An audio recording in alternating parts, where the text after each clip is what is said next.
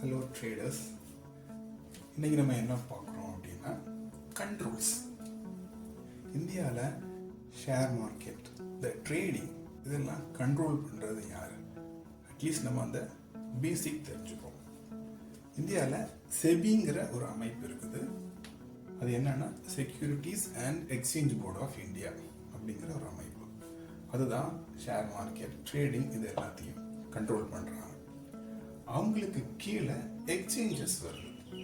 Exchanges அப்படின்னு சொன்னால் என்னெல்லாம்னா NSE national stock exchange, BSE Bombay stock exchange, then MCX multi commodity exchange சொல்கிறோம்.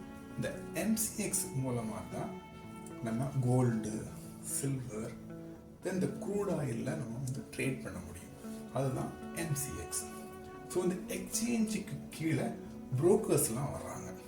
இந்த புரோக்கர்ஸ் மூலமாக நம்ம டிமேட் அக்கௌண்ட் ஓப்பன் பண்ணி அது மூலமாக ட்ரேட் பண்ணுறோம். ஃபார் எக்ஸாம்பிளுக்காக க்ரோ அப்படிங்கிற ஒரு புரோக்கர் இருக்காங்க, ஜெரோடா அப்படிங்கிற புரோக்கர், ஏஞ்சல் ஒன்ங்கிற புரோக்கர், தென் அப்ஸ்ட்ராக்ஸ். இது மட்டும் இல்லாமல் நிறைய பேங்க்ஸ் அவங்களும் புரோக்கராக ஆக்ட் பண்ணுறாங்க. இவங்க மூலமாக நம்ம டிமேட் அக்கௌண்ட் ஓப்பன் பண்ணி ட்ரேட் பண்ணலாம். இது எல்லாம் என்னோட ரெக்கமெண்டேஷன் கிடையாது, உங்களோட ரெஃபரன்ஸுக்காக இந்த புரோக்கர்ஸோட நேம் கொடுத்துருக்கேன். இது மூலயமா நீங்கள் டிமேட் அக்கௌண்ட் ஓப்பன் பண்ணி ட்ரேட் பண்ணலாம். தேங்க்யூ.